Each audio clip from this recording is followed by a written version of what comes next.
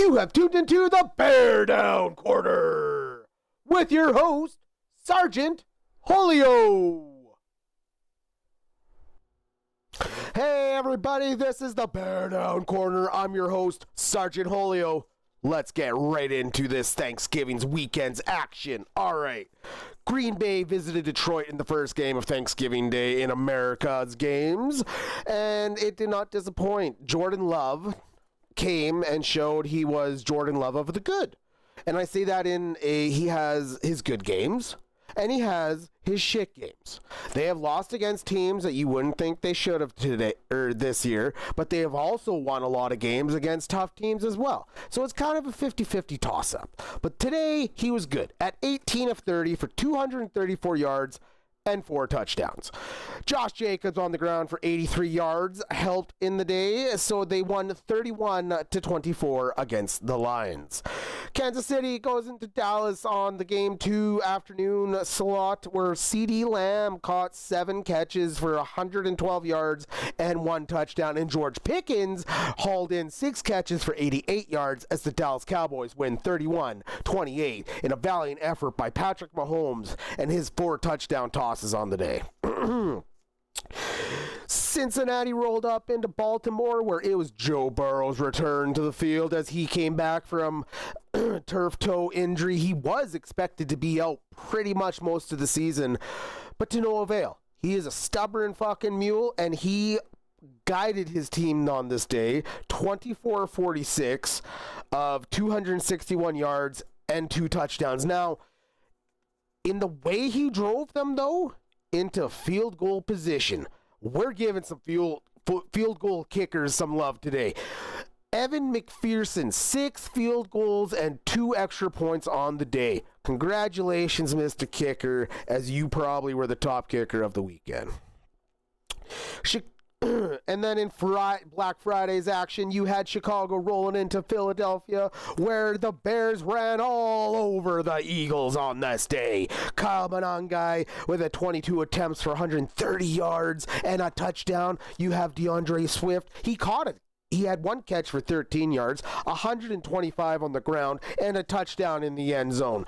They controlled the game on the ground. They kept the Eagles on the sideline, and even in the little bits of the times when they did finally make a push, it was all in basically garbage time at that point anyway.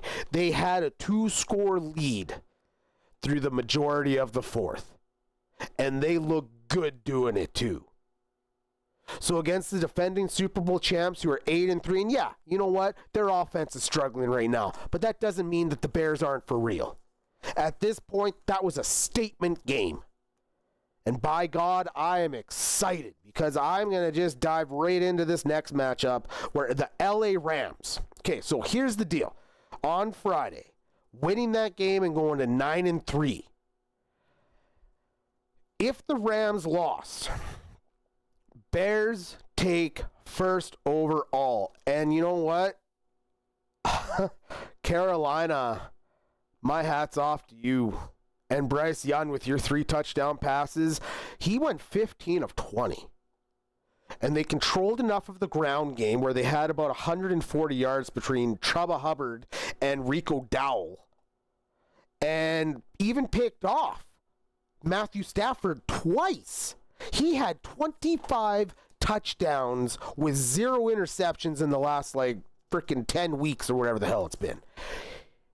He was on fire, but still with 2 touchdown tosses to Devontae Adams, not enough as they lose 31-28 to the Carolina Panthers. The Panthers are keeping things alive and really interesting in the NFC South, and that's where it's going to take us to our next game in the Tampa Bay Buccaneers. Those guys ended up going into a battle against Arizona where Baker Mayfield with his they probably just popped it into the goddamn shoulder and he just fucking had a shot put into it before the game because he still went 18 of 28 for 194 yards and a touchdown. That touchdown to none other than all-pro tackle Tristan Wirfs Wirfs, I think is how you pronounce it. Wirfs. Anyway, it was on a jumbo package, split out on the play action, and caught in the end zone. Bucky Irving also made his return in this game, and he had a touchdown with a nice little scamper of 16 yards. And the Tampa Bay Buccaneers win 20-17 to keep that edge on Carolina. But I'm pretty sure Carolina has a bye this upcoming week, so now it's up to see if Tampa Bay can actually take that proper game ahead of them. In other action, Jacksonville traveled to Tennessee, where they put a walloping of 25-3, with Trevor Lawrence going 16 of 27, 229, and 2 touchdowns. Jacoby Myers, what a trade pick-up acquisition. 6 catches of 90 yards and 1 touchdown on the day for the Jags, who need wide receiver help because Brian Thomas Jr. has been nowhere to be found, and they're relying on guys of third string on other teams. But they're doing a hell of a job. Atlanta went into the New York Jets, where in stunning fashion, Tyrod Taylor helps lead the team to another victory on the season. And the star of this one, in my opinion anyway, was the controlling factor of 8 catches of 102 yards and a touchdown that came from Adonai Mitchell. The reason you might not know that name, or maybe know that name, is because he used to play on the Colts, and he came over in the trade when the all-pro corner the Jets used to have got sent over to the Indianapolis Colts, where that will lead us into Garner is going to be good. And I say this because on Sunday, he went down with what was feared to be an Achilles injury, but he will only miss time due to the calf, is what we found out. So, goddamn, you trade 2 first-round picks and a obvious star in the making in Mitchell, and he goes down in the matchup where they hosted none other than the Houston Texans. And in that match, that was a hell of a game, actually. I had that game going on. And I must say, I'm more impressed with how that defense is so resilient and shut down one of the top offenses in the league on Sunday. And how Nico Collins caught 5 catches and 98 yards and ran a touchdown in from 7 yards out on a sweep to the left. Houston has clawed their way back into the AFC South, going at 7-5 and dropping Indianapolis to 8-4. This is some good football coming up. They have a lot of division games against. They still have another one against each other. There's still Jacksonville in the mix. 5 weeks of football left. Whoo, AFC South is going to be cooking. San Francisco went into Cleveland, where unfortunately the Cleveland Browns defense took a hit, where Malik Collins will no longer be in the middle opposite of Myles Garrett, helping create havoc with his 6.5 sacks and 22 quarterback hurries. He is out with quad injury for the season. Get well, big lad. He is a 10-year vet. McCaffrey doing his thing, 53 on the ground, 21 in the air on 4 catches, a touchdown on the ground. 26-8 was the final. Kevin Stefanski still not committing to the final 5 games to Shedeur Sanders as well. We found out he's going to go game to game. Moving along, New Orleans traveled to Miami, where Devon Achane had 134 yards on the ground and a touchdown.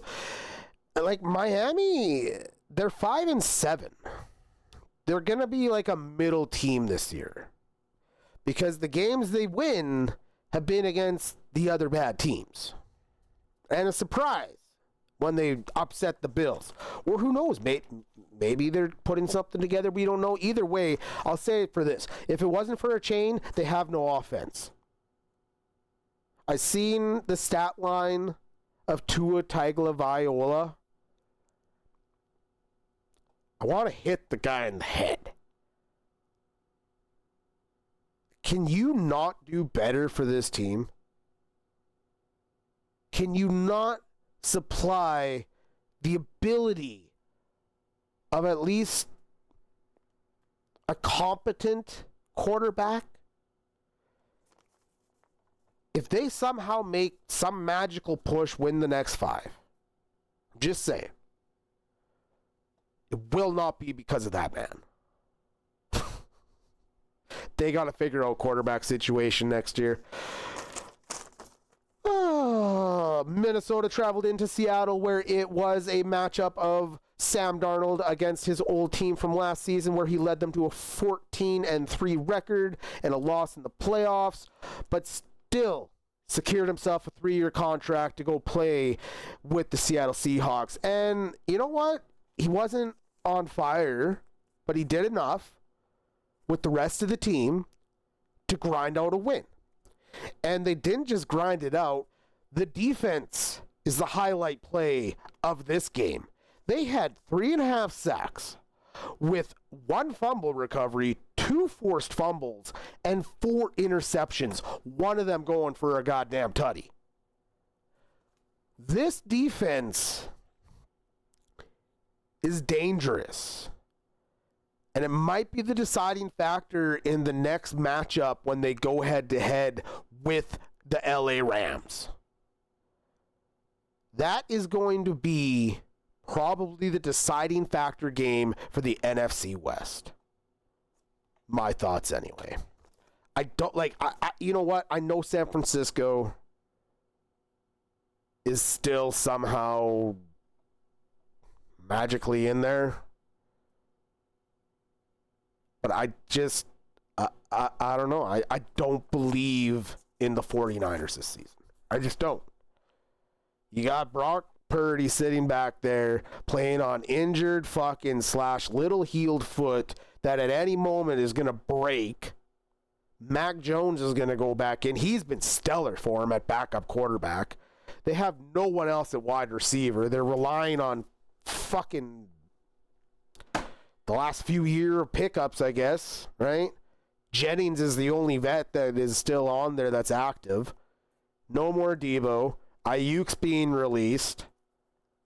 And they're not going to be on the hook for his shit either, because there's a clause in the contract that he signed for the extension last year when he wanted to get traded to the Steelers. And he's missed too much time to qualify for the rest of his guaranteed money. I found that interesting when I found that out. Speaking of Pittsburgh, Buffalo went into Pittsburgh this weekend. And what do? Do what they usually do. They win. Not all the time. Hard-fought game. But nonetheless, the defense frustrated. Quarterback Aaron Rodgers, probably not as much as his receivers, but we'll get to that in a second. James Cook went 144 yards with 3 catches and 33 yards in the air, as Josh Allen ran and broke Cam Newton's rushing touchdown record with his 76 of his career.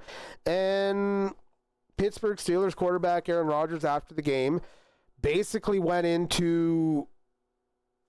Well, here, let me read you his quote, all right? Do the right route. Frustration in the loss and going 10 of 21 with like 100 and plus passing yards. Like, it was a bad day. But he went into description on, we have meetings every week on the audible changes and the route that you're going to do based on when I change it at the line like that. And he's more than willing to meet with them after the fucking meetings.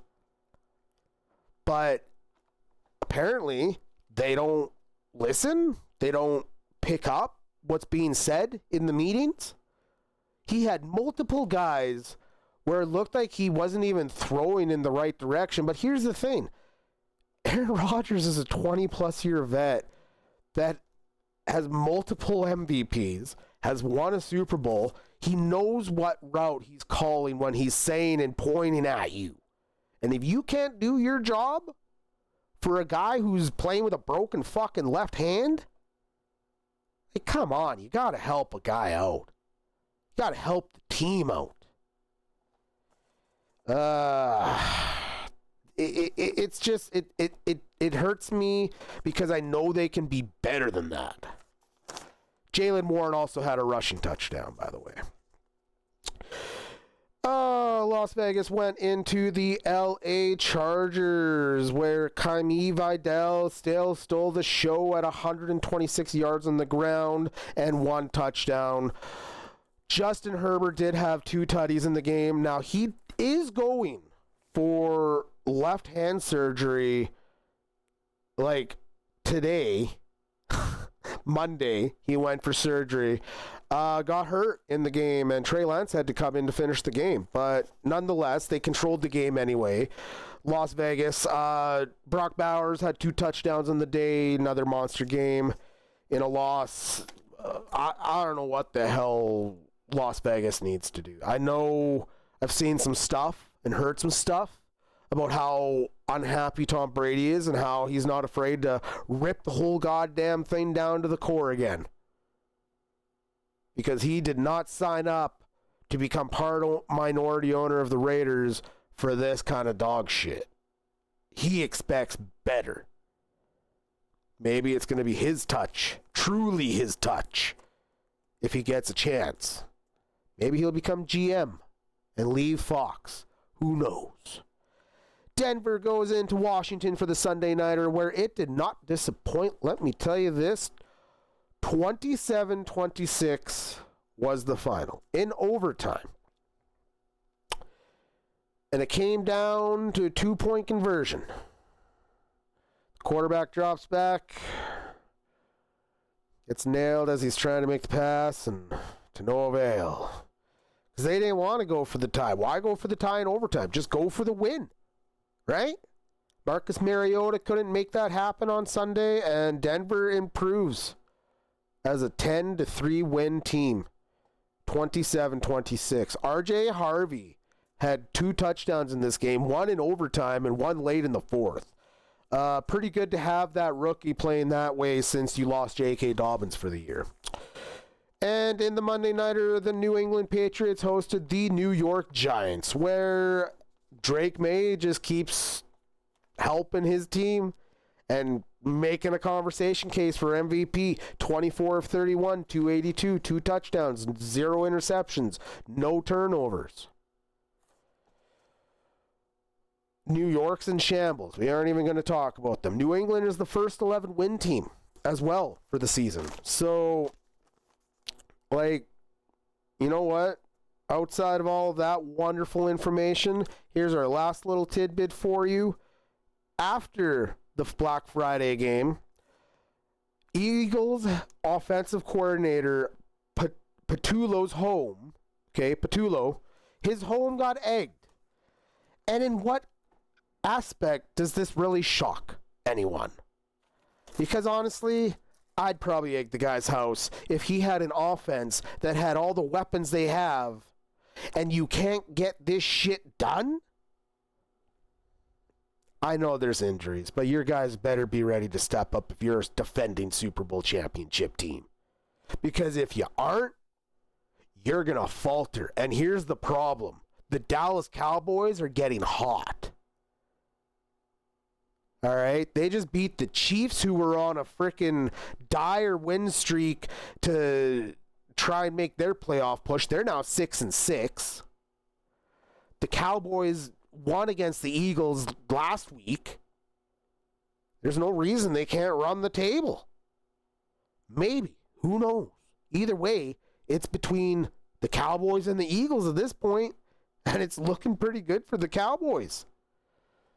But that's going to be it for today, as that is the end of the BearDown Corner. I am Sergeant Holio. Thank you so much for joining us this week. We are on podcast, Spotify, and anywhere else you can listen to your podcast. And of course, YouTube. You take care, be safe, and have another great week from us here at the BearDown Corner.